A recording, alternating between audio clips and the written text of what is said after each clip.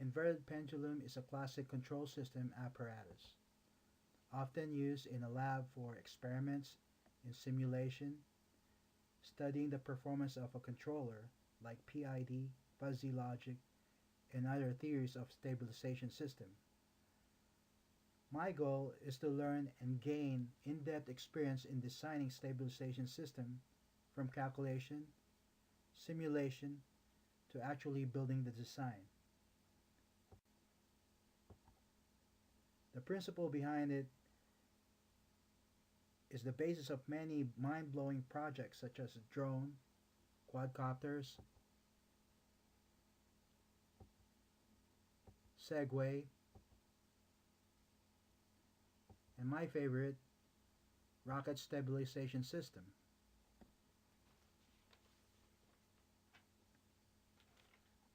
The dynamics behind it. A vertical bar is attached to a pivot located on top of the cart, freely to move left or right. If the bar falls to the left, the cart needs to move to the same direction to counter the force exerted by the pendulum bar.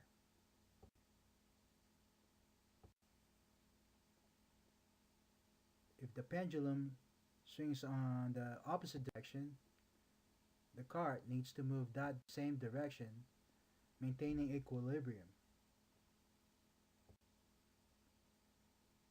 The equation used is Newton's law to get the sum of the force. The equation is non-linear and it has to be converted to a linear form by making a few assumptions.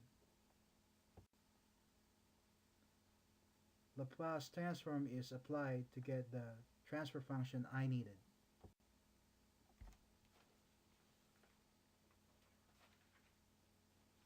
A closed-loop system is used to correct any errors. In this project, PID system is used to correct the errors and maintain equilibrium in the system. The proportional section produces an error correcting signal inverse to the difference between the current position of the pendulum and the desired position. The integral part is a signal to counter the average sum of the error accumulated on a certain time.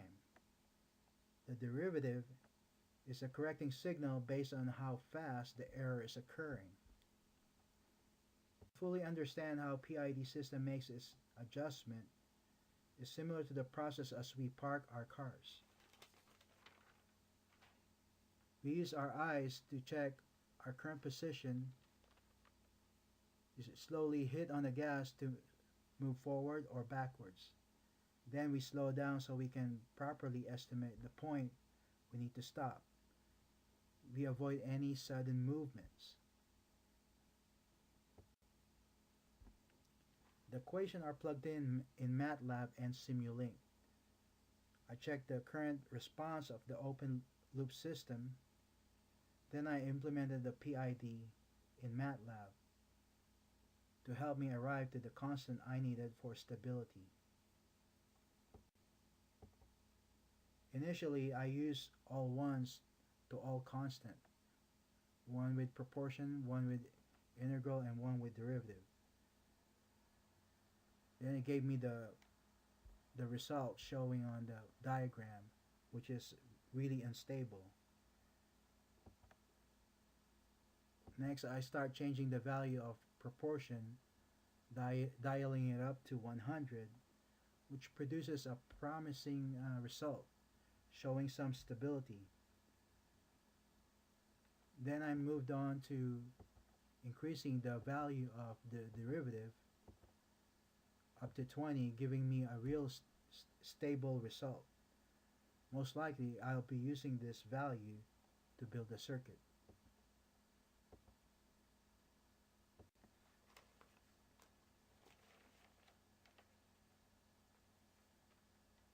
The integral part can be eliminated since it's not needed to get stability.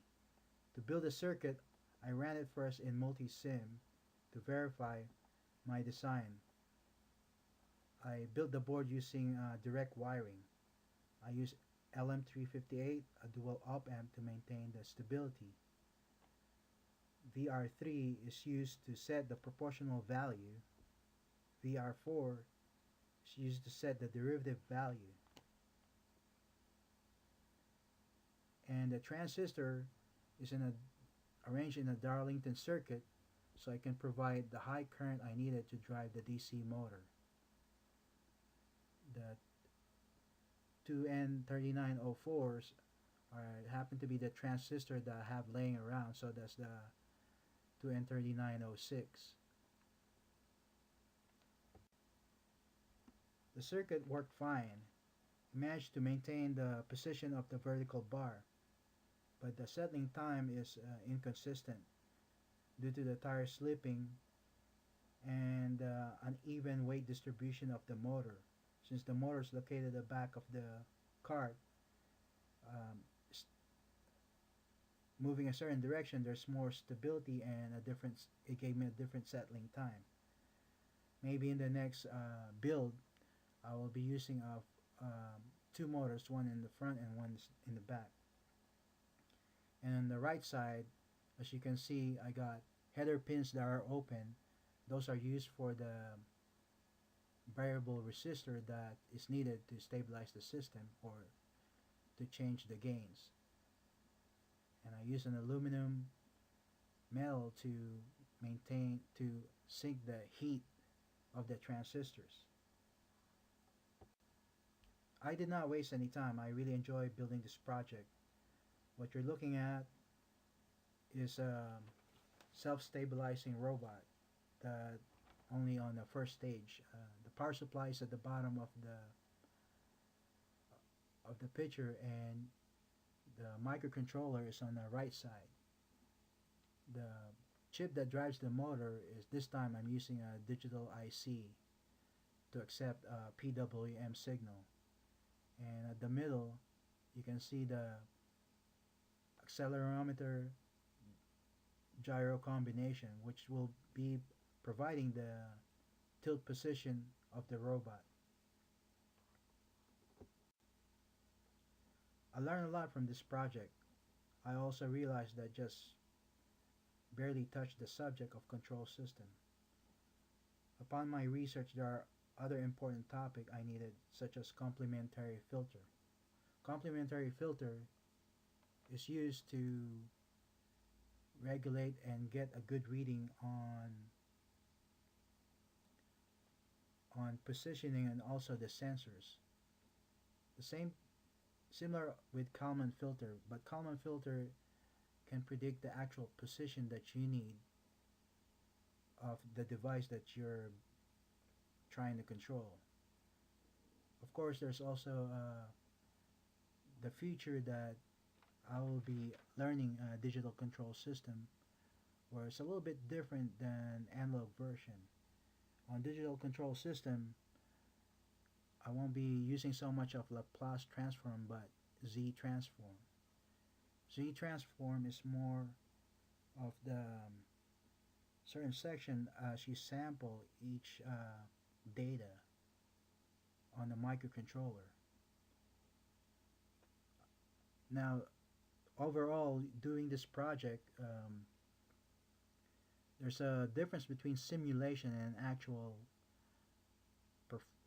building the circuit and actually running the device. And there's a lot of variables that weren't anticipated during simulation and sometimes overlooked by the designer. So to me, it's really important to run it through Matlab first or any simulation software so you can think of the variables that you may overlook instead of building the device right away like I normally do.